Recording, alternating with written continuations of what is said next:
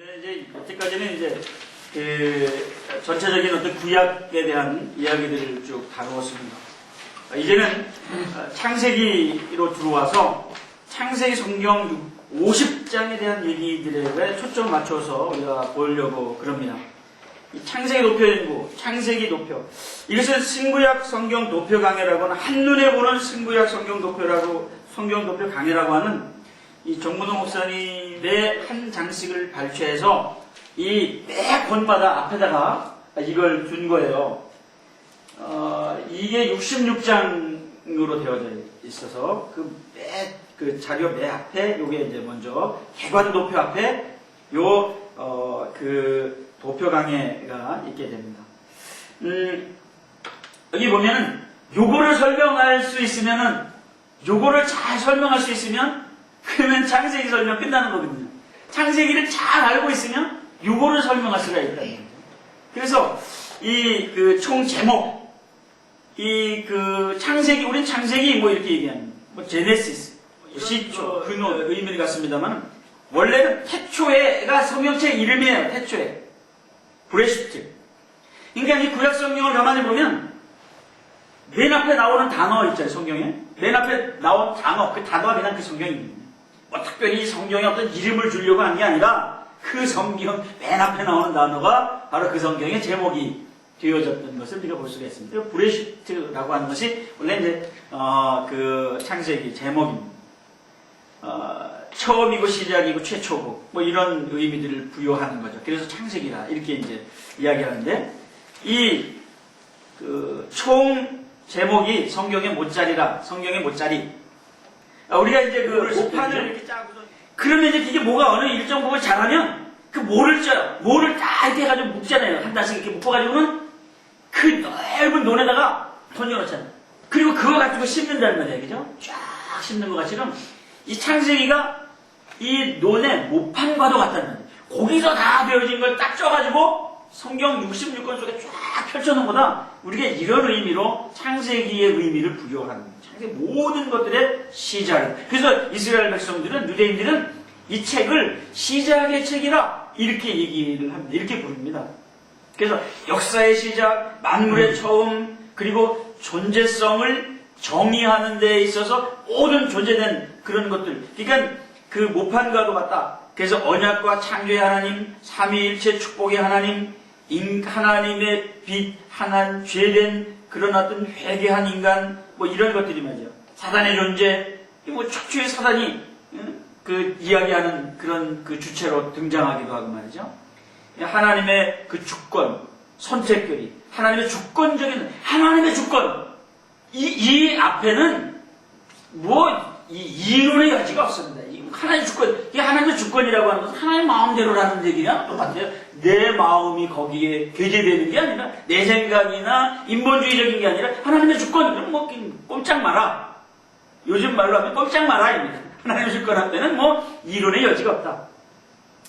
믿음과 칭의의 교리, 믿음과 보응, 상급의 교리, 거룩한 생활의 원리, 심판의 원리, 기도의 가치, 도성인신의 진리, 그리고 죽음과 부활의 교리, 영광의 진리, 요셉의 역사를 통해서 말이죠. 그리고 그 악인의 최후, 그 심판과 천국의 모형, 소돔과 고모라 같은 걸 통해서 말이죠. 나타내보죠. 그 다음에 시작의 원리가 이 조직신학적 측면에서 신론, 우주론, 인간론, 뭐 죄악론, 구원론, 문화론, 선택론 다 됩니다. 우리가 일반적으로 기독교 교리 속에서 그 조직신학이라고 하면은 뭐예요? 일곱 권을 생각할 수 있죠. 서론편, 신편, 인편. 그러니까 서론, 신론, 인간론, 기독론, 구원론, 교회론, 종말론. 그래서 그 조직신학책 5권을 딱 빼면 뭐예요? 구원론. 요즘은 뭐 이것도 막 흩어나가지고 말이죠. 그 순서를 막 바꿔놓은 사람들도 있더라고요. 뭐 조직신학이라고 그러고. 근데 우리가 배웠던 조직신학의 이런 그 순서는 서신, 인기, 구교, 종이야. 그래서 서론, 신론, 인간론, 기독론, 구원론, 교회론, 종말론. 마지막 7번째 책이 이게 종말론이거든요. 그 서론에는 종교, 계시, 성경 이런 것들이잖아요. 신론에서는 하나님 창조에 관해서 이야기하고 있고, 인간론에서는 하나님의 관계된 그런 인간의 이야기들을 다루고 있습니다. 우리가 뭐 인간론에 가서도 그런 2분설이니 3분설이니 이런 얘기도 설들이 많이 나오고 많이 나옵니다만, 인간론에 대한 정의가 좀 필요하단 말이죠. 하나님과 관계된 인간으로서의 인간론. 기독론은 우리 잘 알듯이 그런 그리스도의 명칭과 그리스도의 본질 이런 것들에 대해서 기록하고 있죠.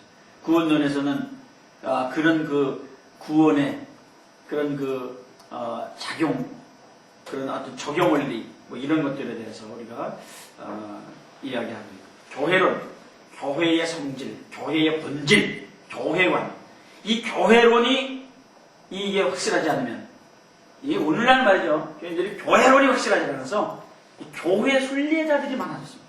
이 교회 가서 조금 있다가 저 교회 가서 조금 있고, 이리 갔다 저리 갔다, 이걸 전혀 죄악시하지 않습니다. 그러니까 이리 갔다 저리 갔다 하면서 많은 상처를 주고 다니고 많은 그런 어려움들을, 교회에 많은 무리를 일으키게 되는 그런 교회론이 약하기 때문에 그렇게 합니다. 그 다음에 이제 종말론, 재림, 심판 이런 것들을 다루고 있는 그런 종말론에 대한 이런 것들의 시작의 원리가 이 창세기 속에 이미 다 들어있다. 분류적인 그런 요점과 분류를 이렇게 밑에 도표 속에다가 넣어놨는데요. 창조 역사, 그리고 원수인간 역사, 그리고 선민의 역사, 여기서부터. 여기가 분기점이죠. 그래서 창세기 12장, 11장서부터 12장까지와 12장 이후의 얘기들을 이렇게 분류를 해놓은 거예요. 아브라함의 생애, 이삭의 생애, 그리고 야곱의 생애, 그리고 요셉의 생애. 물론 여기는 이제 에서의 생애도 이렇게 해놨습니다만, 에서라고 하는 인물을 우리가 이렇게 생각해 볼 때마다 저는 물질주의, 인본주의의 대표이사로 취임시켜도 되겠다 하는 그렇게 이제 생각을 합니다. 그러니까 물질주의자요, 인본주의자의 대표가 누구냐? 그러면 에서라고 이렇게 저는 감히 서슴없이 이야기할 수 있다, 이렇게 생각이 됩니다. 그래서 이제 그런 부분들에 대한 인물 연구, 또 인물에 초점 맞춰진 그런 이야기들을 가지고 우리가 성경의 이해를 해갈 때에 그 속에 하나님이 우리에게 주려고 하는 의도와 그 뜻을 발견할 수 있게 되어진다고 하는 사실입니다. 그러면 우리가 이것을 이 대관 도표를 통해서 한번 그 이야기들을 한번 보자 말이죠. 이 초점이 크게 두 개로 딱 나누어서 보자면, 이 앞에는 우주적 사건, 코스모스적 사건, 이러한 사건들 속에서 네 가지 종류의 사건을 만듭니다. 네 가지. 그리고 이쪽에 인물 중심으로 해서 네 명에다 초점 맞춰서 보자는 말이에요. 4. 우리가 성경 창세기를 테디 홀이 얘기했던 이쪽 4자. 이 4자는 동서남북이라고 하는 땅이라고 이제 개념을 가졌으면 인본주의적인 어떤 그런 것으로부터 탈출하는 겁니다. 거기서 우르에서 나와서 딱 올라와가지고 하란에서 가나안에서 애굽, 요 그림이 딱 요런 그림이 딱 되면 창세기. 그렇죠? 창세기를 그림으로 그리자면 이거예요. 그러니까 4. 그래서 이 창조, 타락, 홍수, 바벨, 이 네 개의 사건. 거기 1장서부터 2장까지, 1, 2장 창조, 3, 5장 타락, 6, 9장 홍수, 10, 11 바벨탑 사건. 이렇게 해서 인류의 시작과 죄와 죽음의 시작, 전 인류의 심판, 민족의 흩어짐, 이런 사건들을 만납니다. 이 인류의 원시 역사, 이 총괄적으로 본 인류의 역사를 기록하고 있는 겁니다. 죄의 문제가 내용의 20%, 그리고 동방에서 이루어진 그런 일들에 초점 맞춰져 있습니다. 2000년 이상이죠. 우리가 잘 연대 추적은 이렇게 정확하게 몇 년이다 이렇게 얘기하기가 어려운 그런. 그리고는 이제 최초의 히브리인 되어진 아브라함. 그러니까 최초의 히브리인이라고 불리워진 14장 13절에 비로소 히브리인이라고 하는 이야기를 우리가 하게 됩니다. 도망간 자가 와서 히브리 사람 아브라함에게 고하니, 히브리 사람이라고 시작되어지는 그 히브리, 이건 건너온 자라고 하는 그런 의미가 있죠. 그 건너온 자인 아브라함. 아브라함은 하나님의 친구요, 하나님의 벗이요, 이렇게 일컬음을 받는 그런 사람입니다. 이삭, 하나님의 신실한 종, 야곱, 하나님의 군자, 요셉, 높임받은 하나님의 통치자, 하나님 통치의 섭리를 보여주는 그런 일들을 우리가 이 속에서 보게 됩니다. 이 네 명의 사람들, 히브리라고 하는 이 코스모스라고 하는 것과 히브리라고 하는 두 개의 큰 줄기로 우리가 창세기를 바라볼 수 있습니다. 근데 이제 여기서 이 장들을 위해 우리가 1, 2장, 3, 5장, 6, 9장, 10, 11장 이렇게 이제 그걸 분류를 딱 해놓으면 그 분류들이 되죠. 그 다음에 여기는요, 12월 25일, 2737 이렇게 정리를 해놓으면 그 아브라함, 이삭, 야곱, 요셉의 생애의 시작들, 사역의 시작들의 장들을 보게 됩니다. 그래서 그렇게 기억을 해놓으면 창세기 50장이 1장서부터 50장까지 이 8대목으로 크게 딱 나눠져 있음을 볼 수가 있어요. 그럼 이건 창세기 쫙 펼쳐지는 거예요. 그래서 이쪽이 죄 문제, 이쪽이 구원의 문제, 이 2팔째로 되어져 있단 말이에요. 이게 20%가 이 죄 문제 다루고 있거든요. 이 80%가 이 구원의 문제를 다루고 있거든요. 이게 죄와 구원이라고 하는 두 명제를 가지고 그 내용이 전개하고 있다. 이렇게 우리가 보게 되어집니다. 그래서 제가 이 그림을 그려놓은 것은 처음에 이걸 이렇게 하면서 이 야곱에 대해서 이 불충분한 성경적 자료로 인해서 궁금한 부분들이 많이 생겨졌어요. 그래서 제가 이제 이걸 이 모는 종이에다가 그냥 이제 그 생애를 좀 정리를 해놨습니다. 그래서 아브라함, 이 175세를 살았던 아브라함, 이 아브라함이 100세에 이 이삭을 낳았단 말이죠. 근데 이삭은 60세에 에서와 야곱을 낳았거든요. 근데 야곱은 몇 세에 애들을 낳았을까? 요셉은 과연 야곱의 몇 살에 낳았을까? 이게 기록이 없어요. 성경에 이 얘기가 없습니다. 그래서 여기서부터 그려오기 시작하는 거예요.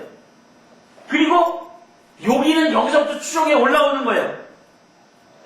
그럴 때에 요 야곱이 130년 허락한 세계를 살았습니다 라고 할 때에 바로 앞에 선 때예요. 그리고 난 다음에 17년을 더 살아 그 147년이라고 하는 세계를 마감합니다. 그리고 요셉은 30세쯤 되어 이 등극을 하잖아요. 그래가지고는 총리로 발탁이 됩니다. 그리고는 그의 생애 속에서 110세에 입간되는 그 창세기 50장 26절의 끝을 보면서 그가 그 생애를 가져왔던 걸 이렇게 도표로 정리를 해보면 여기가 이렇게 중간에 나와, 이 중간 지점이 나오게 됩니다. 그래서 제가 거기서 뭐 77세니 97세니 뭐 이런 것들을 추정할 수 있었던 그런 근거가 이 도표를 통해서 나오게 됩니다. 가운데 잃어버린 도표를 찾으려고 제가 애썼던 거죠. 그래서 그 사이에 이 재밌는 얘기들은 이겁니다. 요거 공유 기간들입니다. 우리가 보통 아브라함과 이삭과 야곱의 하나님, 그러죠? 아브라함과 이삭과 야곱과 요셉의 하나님, 그렇게 안 한단 말이에요. 아브라함과 이삭과 야곱의 하나님. 이분들은요, 아브라함과 이삭과 야곱은 여기 이렇게 내려와 보면은요, 야곱이 할아버지하고 15년 동안 함께 살아요. 그러니까 야곱에게 있어서의 살아계신 할아버지의 하나님, 산자의 하나님이 되는 거예요. 그런데 요셉은요, 증조 할아버지 이미 돌아가셨어. 안 되셔. 그러면 이걸 같이 연결해 놓으면 요셉에게 있어서의 아브라함의 하나님, 그러면 죽은 자의 하나님이야. 아브라함 죽었어 벌써? 없어. 근데 아브라함의 하나님, 이건 얘기가 연결이 안 되는 거예요. 성경을 보면 계속 아브라함과 이삭과 야곱의 하나님이에요. 다시 말해서 이삭과 야곱과 요셉의 하나님, 그리고 야곱과 요셉과 그 자녀들의 하나님, 그 자녀들의 하나님은 살아계신 그분이 섬기고 믿는 그 하나님이 내 하나님이었다고 하는 고백을 해야지 되는 것이지, 죽어 없어진 사람들이 그분이 하나님이 내 하나님이 아니란 말이에요. 그리고 그런 그 의미들을 우리는 성경 속에서 발견하게 되는 거죠. 그래서 제가 이 도표를 이렇게 만듭니다. 여기에 하나님, 여기에 하나님, 여기에 하나님. 그 하나님이 여러분과 나의 하나님입니다. 그렇게 연결되어져 내오도록 그 줄기를 잡는 거예요. 단절된 줄기가 아니라 이 연결된 그 고리 속의 줄기죠. 그래서 요 도표를 이렇게 크게 그려놓고 그 얘기들을 그 사이에 25년 동안을 기다리는 이 75세의 약속을 받고 100세의 아들을 낳았던 그때, 이미 이 아들을 낳기 전에 13년 전에 이스마엘을 낳았던 이때의 이야기들, 이 아픈 경험들, 그리고 이삭을 낳으면서 이제 이삭이 또 75세 때에 그 형 이스마엘과 함께 두 형제가 만나서 그 아버지 아브라함을 장례 지내는 그 모습, 그 샘플, 그것과 같이 이 에서와 야곱이 만나서 180세에 죽고 있는 창세기 35장 29절에 죽고 있는 아버지 이삭을 이들이 또 장사를 지내는 두 형제가 만나서 장사를 지내는 장면을 우리가 만나게 됩니다. 그리고 그 요셉의 사건들 속에서 이제 그 얘기들이 전개되는 것을 우리가 보게 됩니다. 그런 얘기들을 그 사이사이에 그 스토리를 이런 큰 도표에다가 놓고선 성경에 그 스토리들을 만들어 보면 이때는 요때 있었을 때 이 사건들이 있었구나라고 그것들을 이렇게 딱 정리를 하면은 그냥 쭉 나열해 놓은 것보다는 훨씬 더 그 얘기들이 자리를 잡게 되잖아요. 그래서 그런 그 도표를 통해서 우리가 그래서 이제 전 요 개관도표에 무슨 뭐 다른 얘기들을 각주하지 않고 이 도표를 줌으로 말미암아 이 4명의 족장들의 생애를 한눈에 딱 볼 수 있도록 이렇게 만들려고 하는 의도를 가지고 개관한 것입니다. 그래서 이런 그 이야기들로 구성되어져 있다. 그런데 우리가 이제 그 안에 이제 들어가 보면은 이런 창세기 먼저 번에도 얘기했지만 창세기의 시대에 배경되어진 지리, 지명, 그 에덴 동산은 어디에 있었을까? 지구일까? 아니면 뭐 어디일까? 뭐 하늘나라일까? 이런 적이. 그 다음에 일반적으로 에덴 동산이라고 얘기들 하는 학자들이 얘기하는 지명은 요런 지명들입니다. 근데 여기가 캐션을 해놓은 것은 여기가 아닐 수도 있는 거죠. 그리고 여기에 우리가 이 강들이 있습니다. 기혼강, 비손강, 그리고 이 힛데겔, 유브라데. 이 힛데겔이라고 하는 데가 말이죠. 이 티그리스 강의 다른 이름이라고 합니다. 그러니까 이 4대 문명의 발상지였었던 이런 큰 강들을 중심으로 하는 그 강들의 발원지가 성경은 에덴이라고 얘기하는데 지금은 그 발원지의 근원을 찾기는 상당히 어렵습니다. 이게 뭐 어디냐고 얘기하기가 어려운 그런 상황이죠. 그러나 우리는 성경 속에서 보면은 비손, 기혼, 힛데겔, 유브라데가 나오잖아요. 지명이. 그래서 거기에 풍부하게 흐른다든지 넘친다든지 뭐 빠른 화살이라든지 뭐 달달하든지 그런 의미를 가지고 있는 그런 위치 또는 비고원 안에서 그런 얘기들로 이렇게 정리해 보는 거죠. 그러나 뭐 우리가 이런 부분들에 대해서 뭐 여기다 저기다 뭐 이렇게 얘기하기는 상당히 어려워요. 하나 이 구약 성경 중에 특별히 창세기의 배경이 되어졌던 그러한 곳이 바로 여기다라고 하는 사실만은 분명하다라고 하는 거죠. 이쪽에 우르에서부터 시작해서 하란으로 갔다가 이쪽으로 들어와서 여기까지 오는 그런 여정은 이 창세기의 여정 속에서 그건 뭐 부인할 수 없는 그런 어떤 지리적 사건들이 이 속에 있다. 이렇게 우리가 보게 되어집니다. 그럼 이제 우리가 창세기 1장을 보면서 창세기 1장이 하나님의 창조의 순서대로 창조되어진 이런 모습을 봅니다. 첫째 날, 둘째 날, 셋째 날 이런데 이 창조의 기간 동안에 시간과 공간을 동시에 엮어가고 있는 하나님의 창조 사역을 우리가 볼 수 있는 것이 바로 이 창세기 1장의 일입니다. 여섯째 날 특별히 땅 위의 사람 모든 짐승과 더불어 인간을 창조하시고 일곱째 날에 안식하시게 되는데 하나님은 사람을 만드시되 당신을 향하도록 그렇게 만드셨답니다. 그래서 그런 그 삶 속에서 하나님의 임재를 경험하기 전까지는 삶의 공허와 절대자를 향한 갈망을 절대로 채울 수가 없다는 겁니다.